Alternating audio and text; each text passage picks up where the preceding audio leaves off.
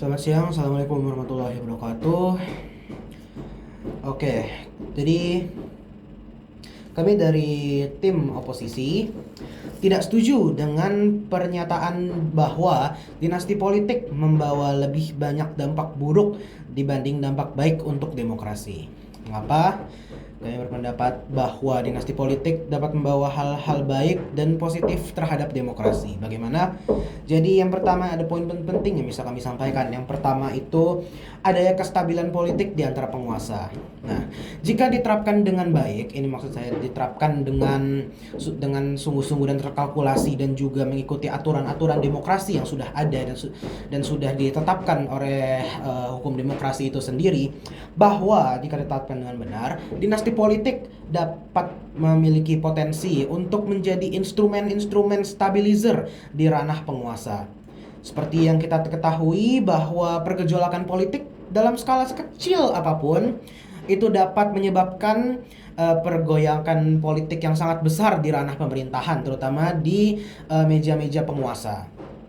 Nah, jika ada pergejolakan politik dalam skala apapun ini menyebabkan gangguan-gangguan yang menyebabkan bahkan program-program pemerintah saja ini terganggu.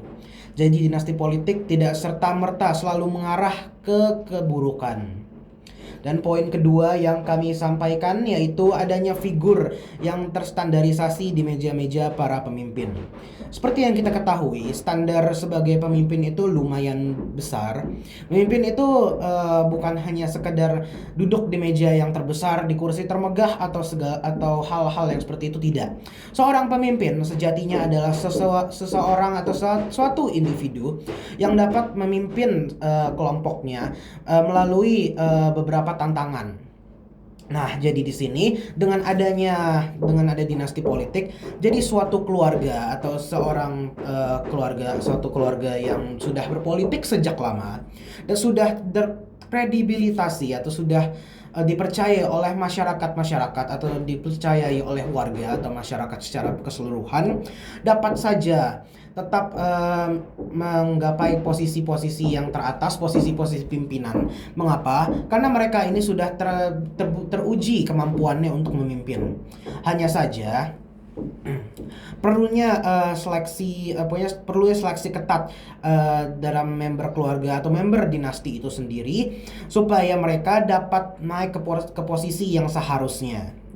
Dan juga kami di sini mempunyai pendapat lain daripada tim pemerintah, yaitu hal-hal berikut, yaitu yang pertama adalah hilangnya supremasi hukum. Tadi disebutkan supremasi hukum akan hilang di ranah dinasti politik. Nah, mengapa menurut kami ini tidak benar?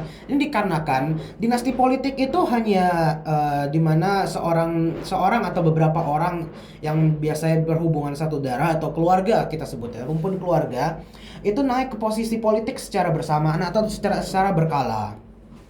Nah, ini tidak serta-merta bahwa mereka itu membuat supremasi hukum itu hilang. Kenapa? Karena supremasi hukum seperti yang kita ketahui adalah komponen paling penting untuk menjaga stabilisasi negara. Nah, daripada mereka menghilangkan supremasi hukum, kenapa tidak mereka bekerja sama dengan hukum itu sendiri untuk maksud kami, mereka bekerja sama dengan hukum itu sendiri untuk memajukan kepentingan bersama. Dan berikutnya yaitu adalah adanya juga ketidakpercayaan rakyat dengan para dinasti politik tersebut. Nah, untuk kepercayaan atau ketidakkepercayaan kepada rakyat ini, itu kami itu sangat prihatin sebenarnya dengan kepercayaan rakyat kepada pemerintah. Tapi dengan adanya dinasti politik, tidak serta-merta pasti rakyat tidak akan percaya dengan pemerintah. Ini mengapa? Ini karena pernah ada dinasti politik di negara luar. Nah, negara tidak kami sebutkan, dan negara ini juga lumayan sekarang jadi negara yang lumayan berkembang di kaca global dan internasional. Nah, karena dengan adanya dinasti politik tersebut ini maka pertumbuhan ekonominya sangat cepat. Karena kenapa? Karena dengan adanya dinasti politik ini beberapa generasi dan generasi yang sudah pernah memegang jabatan itu tahu bahwa generasi sebelumnya itu mereka itu melakukan kebijakan-kebijakan apa yang diterapkan. Dan dari kebijakan-kebijakan ini bisa saja dilanjutkan kepada penerus-penerus dari dinasti tersebut. Lalu, yang terakhir yang ingin kami sampaikan adalah dengan adanya instrumen dinasti politik, sistem demokrasi dapat berjalan dengan lancar. Ini dikarenakan tidak adanya pergejolakan yang membahayakan pemerintah dan rakyat. Dan juga dan juga dengan adanya dinasti politik ini bukan serta-merta bahwa negara ini adalah negara gagal atau negara yang sedang menuju ambang kehancuran. Tidak. Negara ini maksud kami negara dengan dinasti politik itu benar-benar negara yang menjunjung tinggi figur-figur pemimpinnya, serta merta keluarga atau mungkin penerus dari pemimpinnya itu adalah bagian dari dinasti atau bagian dari keluarga. Jadi kesimpulan dari kami yaitu dinasti politik itu tidak serta-merta membuat suatu negara gagal. Negara bisa saja tetap berkembang dengan dinasti politik. Hanya saja penerapannya harus didampingi dengan supremasi hukum yang tetap berjalan. Dan juga kepercayaan rakyat. Kepercayaan rakyat ini sangat vital untuk adanya dinasti dan mungkin pemerintahan-pemerintahan lain.